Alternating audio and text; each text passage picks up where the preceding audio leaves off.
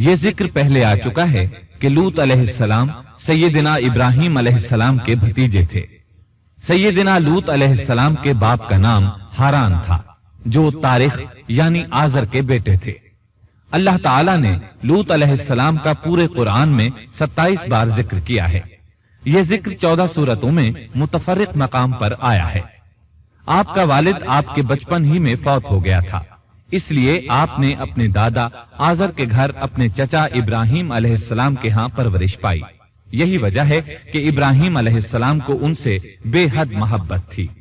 جس وقت پوری قوم سیدنا ابراہیم علیہ السلام کے خلاف اٹھ کھڑی ہوئی اور انہیں آگ میں ڈالا گیا، اس کٹھن وقت میں صرف لوط علیہ السلام ہی وہ شخصیت تھے جو آپ پر ایمان لا چکے تھے، جیسا کہ اللہ تعالیٰ نے فرمایا ان پر لوط ایمان لے آئے۔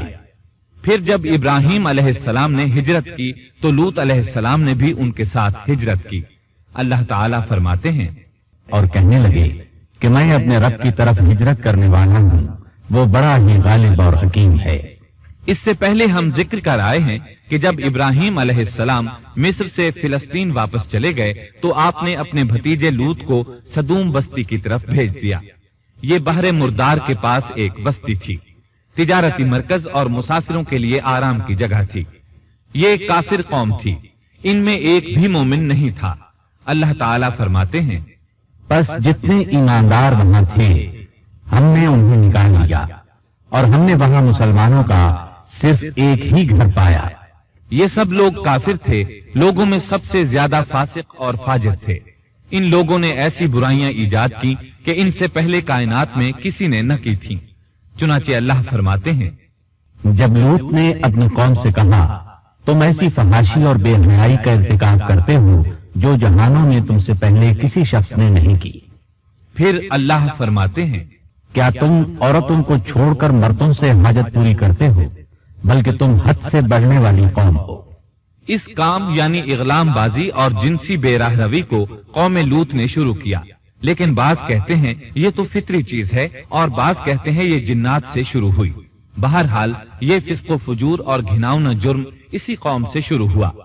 فرشتوں کی زبانی اللہ تعالیٰ نے فرمایا فرشتوں نے کہا کہ ہم گناہگار قوم کی طرف بھیجے گئے ہیں۔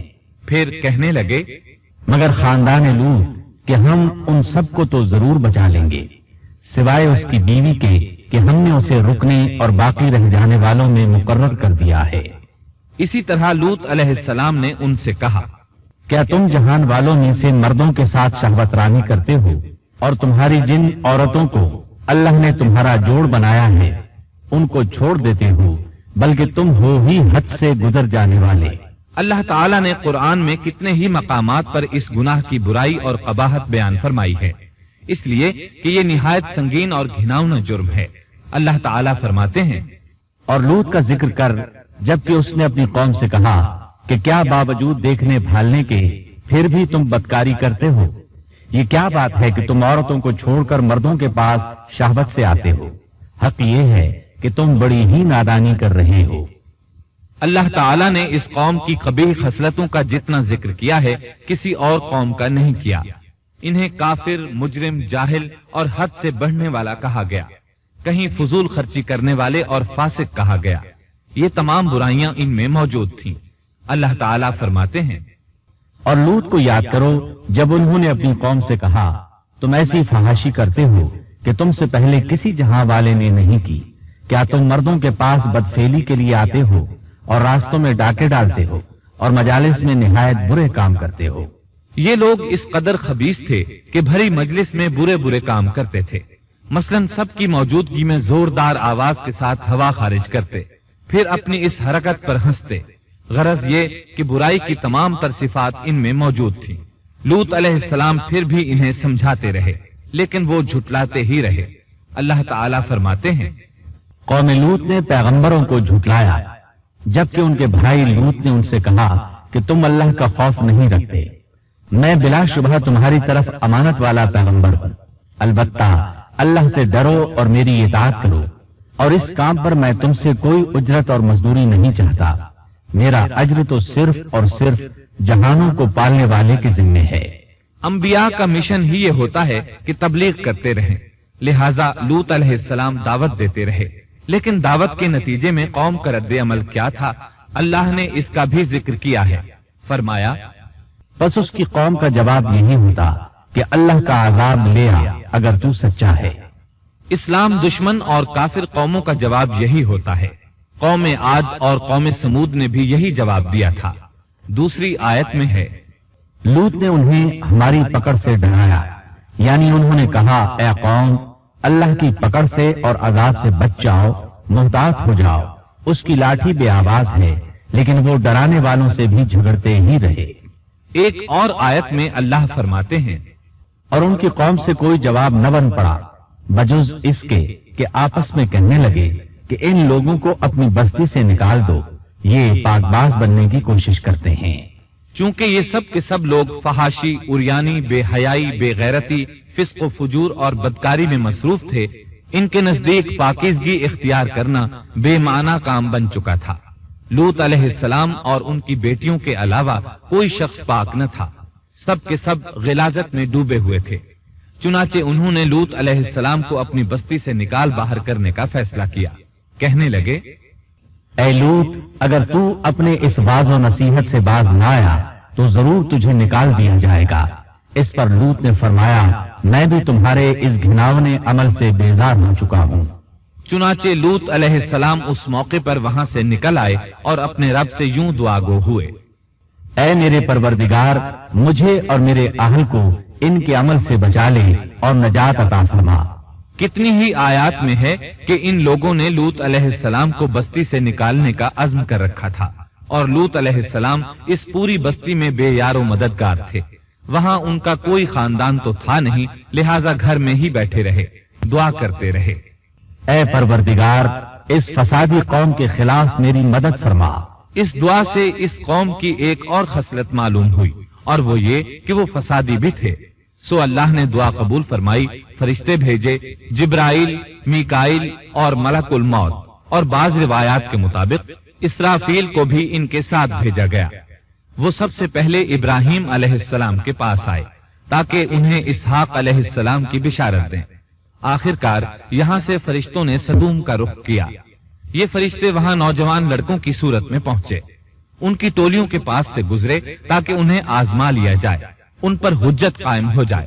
مطلب یہ کہ اللہ تعالیٰ نے فرشتوں سے کہا تھا کہ ان لوگوں کو اس وقت تک ہلاک نہ کرنا جب تک کہ ان کے نبی کو ان پر الزام لگاتے نہ دیکھ لو۔ چنانچہ یہ فرشتے نوجوان اور خوبرو لڑکوں کی صورت میں بستی کے کنارے پہنچ گئے۔ لوط علیہ السلام کی ایک بیٹی بستی سے باہر کنارے پر رہتی تھی۔ جب اس نے انہیں دیکھا تو ڈر گئی۔ اس نے سوچا، ہماری قوم کے لوگوں نے اگر انہیں دیکھ لیا تو ضرور ان سے برائی کر کے رہیں گے، اس لیے وہ اپنے والد لوط علیہ السلام کی طرف دوڑی۔ ان کے پاس پہنچ کر کہنے لگی، میں نے چند نوجوان لڑکوں کو دیکھا ہے اور میں ان کے بارے میں خوفزدہ ہوں۔ لوط علیہ السلام جلدی سے ان کی طرف آئے، ان سے پوچھا، آپ کیسے آئے ہیں؟ انہوں نے بتایا، ہم آپ کے مہمان ہیں۔ لوط علیہ السلام چاہتے تھے انہیں باہر ہی سے دوسری طرف روانہ کر دیں، لیکن جب انہوں نے کہا کہ ہم مہمان ہیں تو وہ انہیں جانے کے لیے نہ کہہ سکے، چنانچہ ان سے بولے، اللہ کی قسم، زمین کی پشت پر اس سے خبیث اور گندی قوم ہم نے نہیں دیکھی، اور نہ ہی کسی کے بارے میں ایسا معلوم ہوا۔ آپ نے 2 بار، 6 بار اور پھر 4تھی بار بھی ان سے یہی بات کہی تاکہ ان نوجوانوں کو حالات کا علم ہو جائے، وہ بھانپ لیں، لیکن وہ تو فرشتے تھے اور لوط علیہ السلام کی قوم کے خلاف گواہی تلاش کر رہے تھے۔ آخر لوط علیہ السلام انہیں اپنے گھر لے آئے، انہیں بٹھایا۔ لوط علیہ السلام کی بیوی کافر تھی اور قوم کے ساتھ تھی۔ وہ باہر گئی اور اس نے لوگوں کو بتایا کہ اس نے لوط علیہ السلام کے گھر میں ایسے خوبصورت چہروں والے نوجوان دیکھے ہیں کہ زمین پر آج تک ان جیسے کہیں نظر نہیں آئے۔ یہ سنتے ہی وہ سب لوط علیہ السلام کے گھر کی طرف لپکے۔ قرآن کریم میں آتا ہے، لوگ جلدی سے اس کی طرف لپکے اور وہ اس سے پہلے فحاشی کے عادی بن چکے تھے۔ ایک جگہ الفاظ ہیں، شہر کے لوگ خوش ہوتے ہوئے آئے۔ وہ اس حد تک فاسق اور فاجر بن چکے تھے کہ خوش ہوتے ہوئے وہاں آئے تاکہ ان خوبصورت لڑکوں سے لذت حاصل کر سکیں۔ یہ گھر کے سامنے پہنچ گئے تو لوط علیہ السلام انہیں روکنے کے لیے گھر سے نکلے۔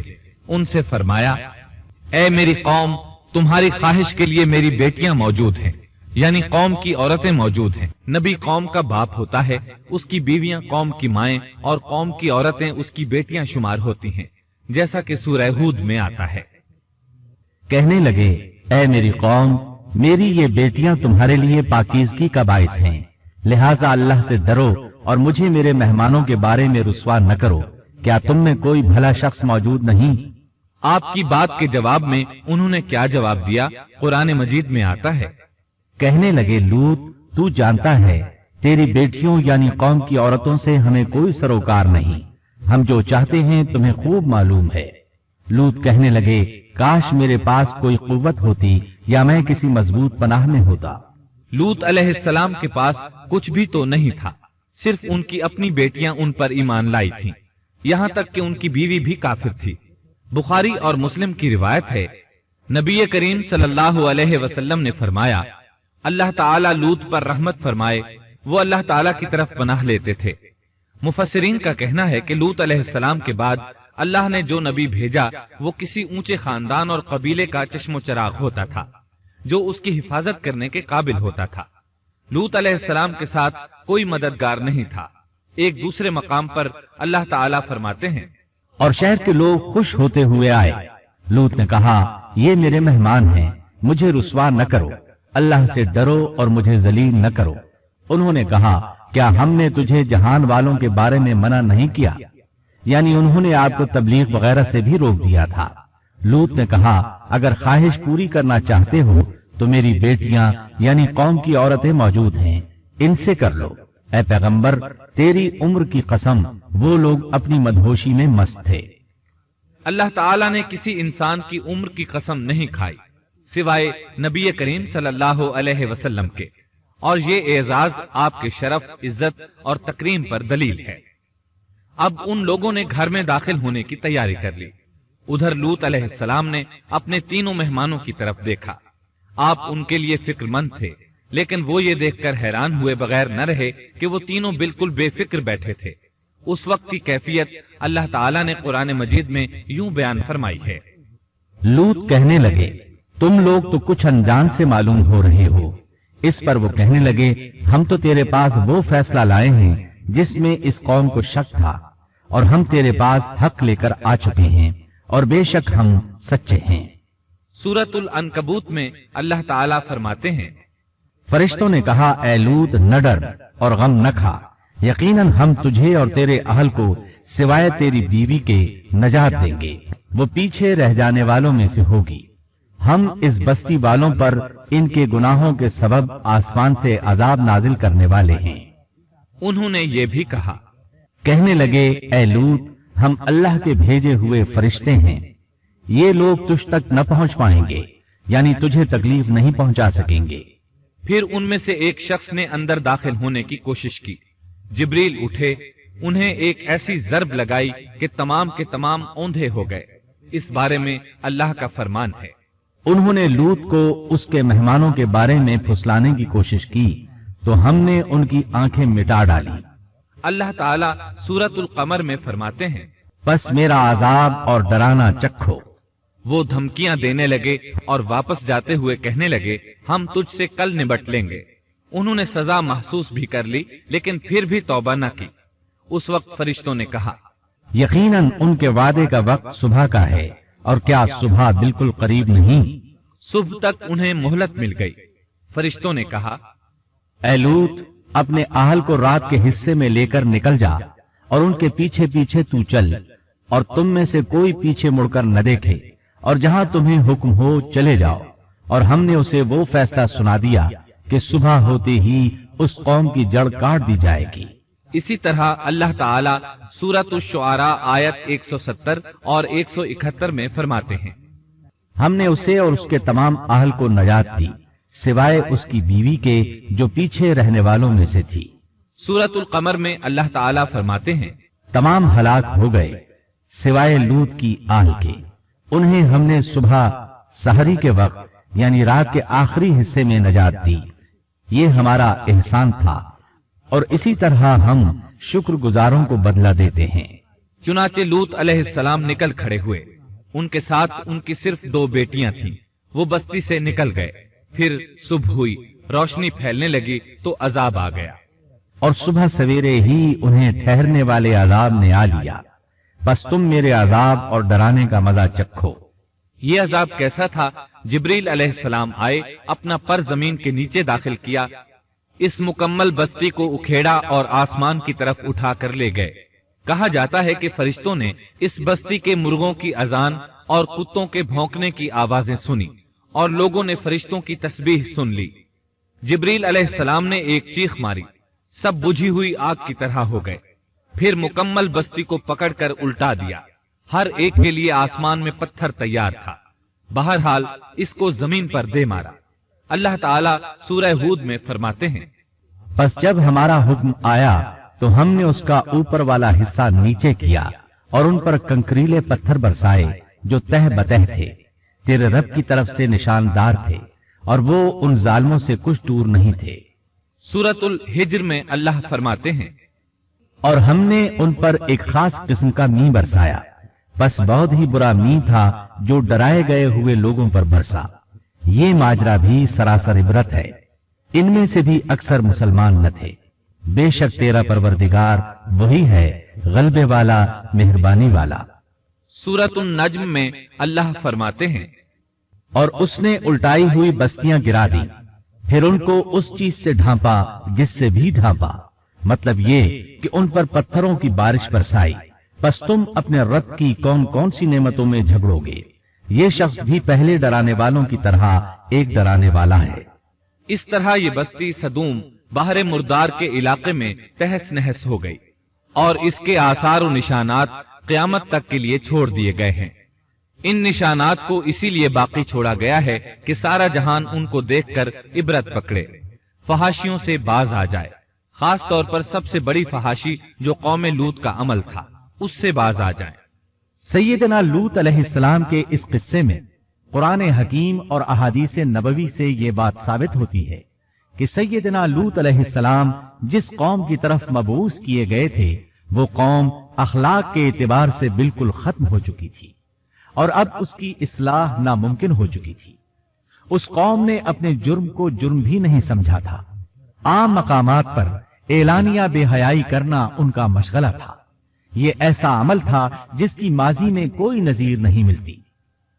مردوں کا مردوں سے اختلاط اور عورتوں کا عورتوں سے، یہ ایسا فعل تھا جو جنگل کے وحشی جانور بھی نہیں کرتے۔ یہی وجہ تھی کہ یہ قوم اپنے میں سے کچھ نیک لوگوں کو بھی برداشت نہیں کرتی تھی، وہ انہیں نیکی اور شرافت کی دعوت دیتے تھے، اسی لیے وہ ان کے سخت مخالف ہو گئے تھے۔ قرآن کریم نے اس قوم کے 3 بڑے جرائم کا ذکر کیا ہے۔ یہ کہ تم مردوں سے بدفعلی کرتے ہو، مسافروں کو لوٹ لیتے ہو، عام مجلسوں میں اعلانیہ فحاشی کرتے ہو۔ ان 3 گناہوں میں سے سب سے پہلا گناہ بدترین گناہ تھا۔ یہ گناہ اس قوم سے پہلے کسی نے نہیں کیا تھا، گویا وہ اس گناہ کو ایجاد کرنے والے تھے، اور یہ گناہ زنا سے بھی زیادہ شدید ہے۔ قرآن کریم اور احادیث کی روح سے اغلام بازی ایک بدترین گناہ ہے۔ احادیث میں اس گناہ کی مختلف سزائیں آئی ہیں۔ ایک روایت میں ہے کہ فاعل اور مفعول دونوں کو قتل کر دو۔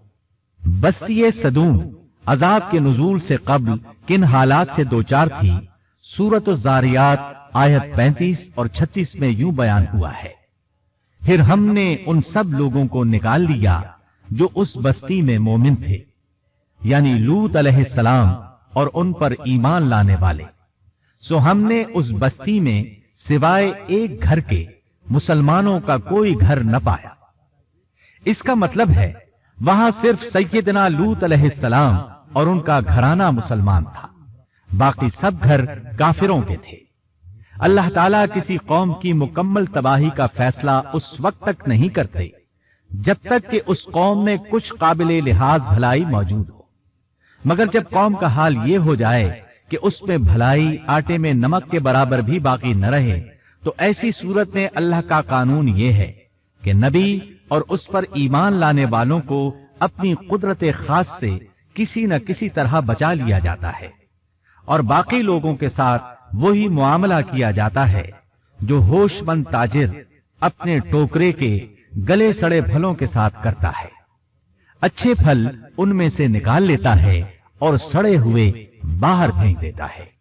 अजाब के बाद अल्लाह ताला ने उस शहर के खंडरात के बारे में सूरत ज़ारियात आयत 37 में यूं फरमाया है, इस अजाब के बाद हमने वहां बस एक निशानी उन लोगों के लिए छोड़ दी जो दर्दनाक अजाब से डरते थे। इस निशानी से मुराद बुहैरा मुर्दार है। इसका जुनूबी इलाका आज भी एक अजीम तबाही के आसार पेश कर रहा है।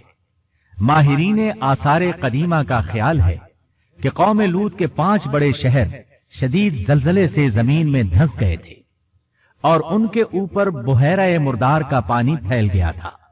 इस ख्याल की वजह यह बताई जाती है कि बुहैरा मुर्दार का वो हिस्सा जो अल-लिसान नामी जजीरे के जुनूब में वाक़े है, वो साफ तौर पर बाद में पैदा हुआ है और कदीम बुहैरा मुर्दार के जो आसार इस जजीरे के शिमाल में नजर आते हैं, वो जुनूब में पाए जाने वाले आसार से बिल्कुल मुख्तलिफ हैं। माहिरीन आसार कदीमा ने इससे ये बात अख्ज़ की है कि जुनूब का हिस्सा पहले इस बुहैरा की सतह से बुलंद था, बाद में जलजले से धंसकर जमीन के नीचे चला गया। इस धंसने का जमाना भी 2000 बरस कब्ल मसीह के करीब मालूम होता है और ये जमाना तारीख के एतबार से सैयदना इब्राहीम अलैहिस्सलाम और सैयदना लूत अलैहिस्सलाम का जमाना है। 1965 ईस्वी में आसार कदीमा की एक अमरीकी टीम को अल-लिसान जजीरे पर एक बहुत बड़ा कब्रिस्तान मिला। इसमें 20,000 से जायद कब्रें थीं। इससे अंदाजा होता है कि करीब ही कोई बड़ा शहर आबाद था। इसलिए ऐन मुमकिन है कि जिस शहर का ये कब्रिस्तान है वो बुहैरा में गर्क हो चुका हो। बुहैरा के जुनूब में जो इलाका है उसमें अब भी हर तरफ तबाही के आसार मौजूद हैं और जमीन में गंधक, राल, कोलतार और कुदरती गैस के इतने बड़े ज़खायर पाए गए हैं कि उनको देखकर यकीन हो जाता है कि किसी वक्त बिजलियों के गिरने से या आतिश फिशां का लावा निकलने से यहां आग फट पड़ी थी।